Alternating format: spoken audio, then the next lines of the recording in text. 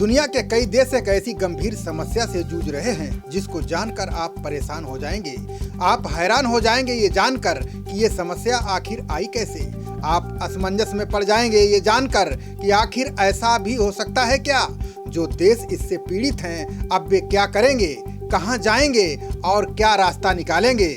इसके निदान के लिए चल रही तमाम योजनाएं भी फेल हो चुकी हैं।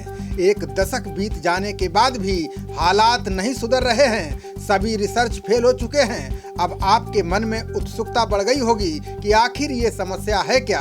तो कान खोलकर सुन लीजिए। दुनिया के कई देश बूढ़े हो चुके हैं। इन देशों में बुढ़ापा क्यों और कैसे चढ़ा, इस वीडियो में हम इसकी पूरी जानकारी देंगे। साथ ही ये भी बताएंगे कि कौन कौन से देश इस गंभीर समस्या के शिकार है। दुनिया भर में बूढ़े हो रहे हैं कई देश। क्या इनका बूढ़ा होना भी अभिशाप है? क्या यहाँ की सरकारें ही हैं इस समस्या की जिम्मेदार? क्या इन देशों में नहीं बचे हैं युवा? आखिर कैसे युवाओं से दूर होते जा रहे हैं ये देश? किस देश में विकराल हो चुकी है ये समस्या?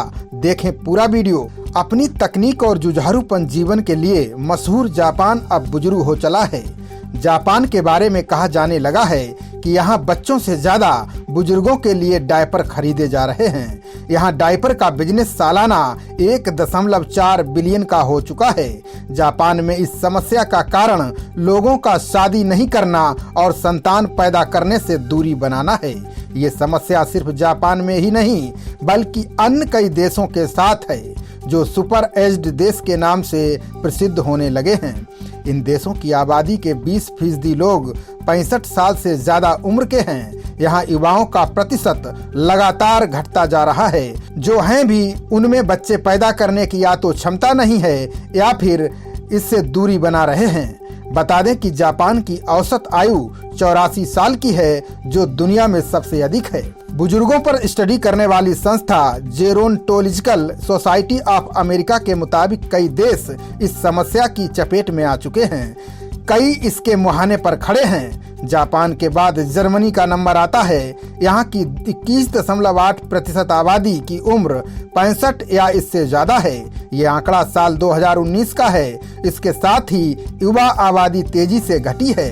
लगभग 15 से 64 साल के लोगों की संख्या साल 2005 से 2015 के बीच लगभग 3% घटी, लेकिन अब ये प्रतिशत और ऊपर जा चुका है।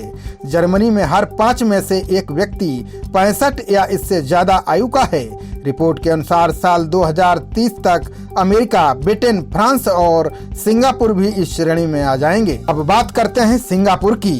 केवल 3 दशकों में ये देश युवा मुल्क से सीधे बुजुर्ग लोगों के देश में बदल गया है।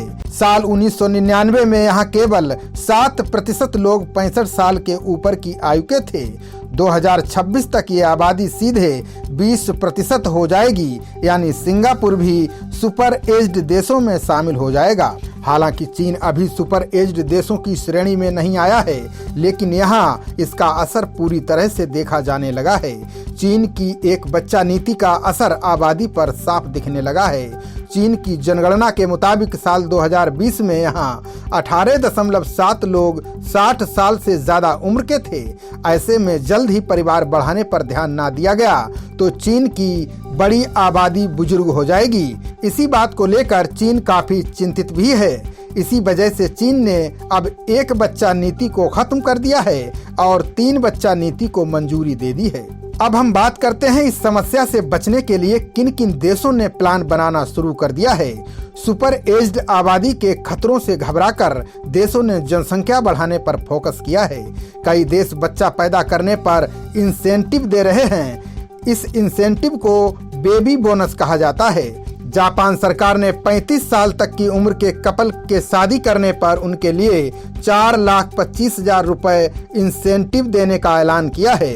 वहीं यूरोपीय देश फिनलैंड के कई प्रांत बेबी बोनस देने की शुरुआत साल 2013 में ही कर चुके हैं। इसके तहत हर बच्चे के जन्म पर पेरेंट्स को अगले 10 सालों तक 10,000 यूरो दिए जाएंगे। बाल्टिक देश एस्टोनिया ने भी बड़ी पहल की है।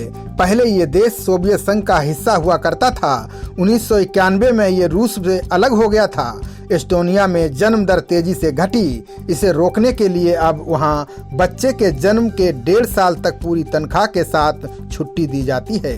साथ ही सरकार 3 या ज्यादा बच्चों वाले परिवारों को इनाम देती है। उन्हें हर महीने 300 यूरो का मासिक बोनस मिलता है। अब बात भारत की भी कर लेते हैं। भारतीय संस्कृत में संतान उत्पत्ति को बेहद जरूरी बताया गया है। भारत को दुनिया का सबसे ज्यादा युवा देश माना जा रहा है। दुनिया का हर 5वां युवा भारतीय है। यूएनडीपी के मुताबिक दुनिया में 121 करोड़ युवा हैं, जिनमें सबसे ज्यादा 21% लोग भारत से हैं। बता दें कि हमारे देश में 15 से 30 साल की उम्र के लोगों को युवा श्रेणी में रखा जाता है। इस लिहाज से हमारी लगभग 27% आबादी युवाओं की है। खबरों का सिलसिला जारी रहेगा। देखते रहिए जनप्रवाद। नमस्कार।